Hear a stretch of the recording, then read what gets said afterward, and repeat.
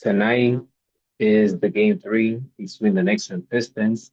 Series is tied 1-1. I am here with the one and only, my frequent guest, Jason Guido. Jason, how's it going? Mike, Mike, good morning. I'm doing good. How you doing? I'm doing great, man. Um, but I'm gonna take it back a little bit to game two. Okay, It yeah, no worries. was it was horrific. That offense was horrific. Let's just put it that way. I can't stand, and I told you this the other day away from the camera. I Yeah, can't stand ISO ball. I can't stand it. Great teams that want to produce, that want to be good teams, that want to go to that ultra competitive level, that Larry O'Brien, you have to push the ball and get other guys involved. I can't stand the dribble, dribble, dribble, dribble, dribble, dribble. And then as soon right. as the whole team comes, you release it. I hate that. The Knicks are not gonna go nowhere when they play like that. Go ahead. Right. Yeah, right. If you remember, we actually discussed that even after they won game one. You and I discussed that. The offense goes. Brunson handles the ball up the court, and if he's not making his shot, or like you said, he's playing the ISO slash half court game, you're not gonna. I mean, if you don't shoot the ball well, you're not gonna score points. I mean, the whole game was atrocious, though. I mean, they only scored 94 points at home. Um, Carl Anthony Towns couldn't get involved. He was like standing in the corner, looking around. Didn't want to shoot the ball for what reason I couldn't tell you. They only got 8 points off the bench. From that was from McBride. Payne and Shamet didn't even play. They played a few minutes here and then. And they were sitting on the bench for the rest of the game. I think they played 5 or 4 minutes each, or something around that time. But yeah, they got destroyed on the boards. So what do you have Mitchell Robinson for? What good is he if he's not going to play more than at least in the fourth quarter more? And maybe they did it because they wanted to. That might have been an offensive thing because he didn't score any points, Robinson. So my thought was that he's not playing because they needed to have more offense because they were down the majority of the game, especially in the fourth quarter. And even though they had a furious comeback in the fourth, you know, they couldn't make that big shot. Brunson couldn't make a big shot. Uh, Bridges couldn't make a big shot. So OG couldn't make a shot. So uh, you got to get somebody else to bring the ball off the court, up the court rather. You got to get some other people involved. Maybe have Brunson not bring the ball off the court, and maybe like have him go into another set offensive play. But what they did on Monday night was horrendous. You give Detroit credit; they played good defensively, but the Knicks supposedly have four big scorers. What happened to all of them? I don't know. I don't know. It was very odd that Cameron Payne was sitting down the bench. So I'm curious, is he hurt or Tom Thibodeau want to do something different? So the fact that he had a hot hand in the game one, especially in that fourth quarter, to go from that to what happened in game two, that's a major downgrade. I just didn't get that. Mikal Well, Bridges had 19 points, but right. he missed some open looks, some looks that he could have made. Carl Anthony Towns. I mean, my goodness. My goodness. I mean, his rebounding was bad in this game.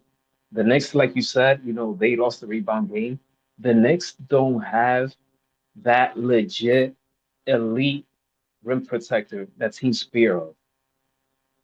Well, I don't know where you're going to get And, this. Mitchell Robinson. they don't have that. They don't have an elite rim protector that the teams will be like, oh no, we can, drive to the basket when this guy's there. They don't have that. They have good ones, but not at an elite level. And that's something that the Knicks have to work in the future. Sam Thibodeau, as we know, he's a mastermind when it comes to defense, Right. and he has a lot of great qualities to him. But the fact that Cameron Payne didn't get much playing time, um, the fact that you allow your team to continue to play ISO, that was just I was just going like, what the hell are you doing? That's not Nick basketball. That's not Nick basketball at all. So, it, I mean, they're gonna have to clean that up tonight. They have to. They have to.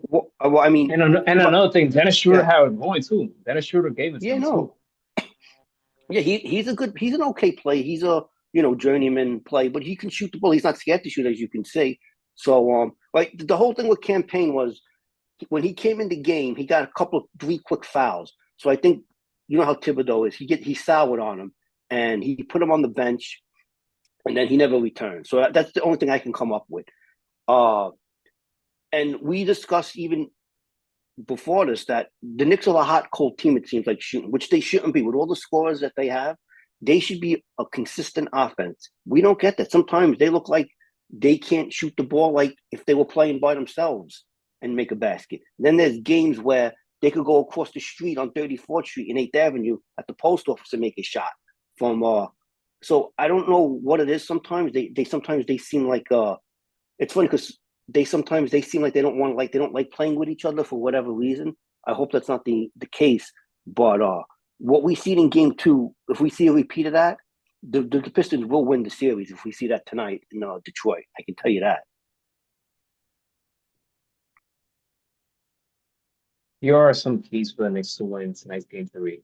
They had to dominate the glass, they had to win the rebound game, and they had to be physical and share the ball. Those are the three highlights. Share the ball, dominate the glass, and what was the other one? Hold on. I have something. This is important too. There, So the Knicks got totally okay. So when I was watching there the we go, get game, physical. There we go. I remind myself, get right, physical. they've been physical. Right, you were saying they were physical, but here's the other thing. So the Knicks only went to the free throw line twice in the first half. So if you didn't know, after the game, Tom Thibodeau complained about that. He says, "Well, you can't have a physical game like this, and you call it for one side, which was the Pistons in the first half, and then you don't send us to the free throw line. It has to either be even or you don't call it either way." So I agree with him to a certain point because, like I said, they went to the free throw line. Uh, I think 13 times uh, in the first half. The Pistons and the Knicks won either 2 or 4 times. I can't remember. It wasn't a lot. It was about a minute left too in the first half.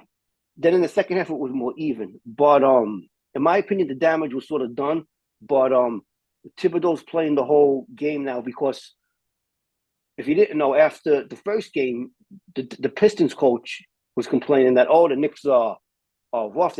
We're not getting any foul calls. So this seems like this is going to be one of these series here where both coaches are going to be looking to get more calls for their team to go to the free throw line. So we'll see tonight in game three. I don't know how the refs may either.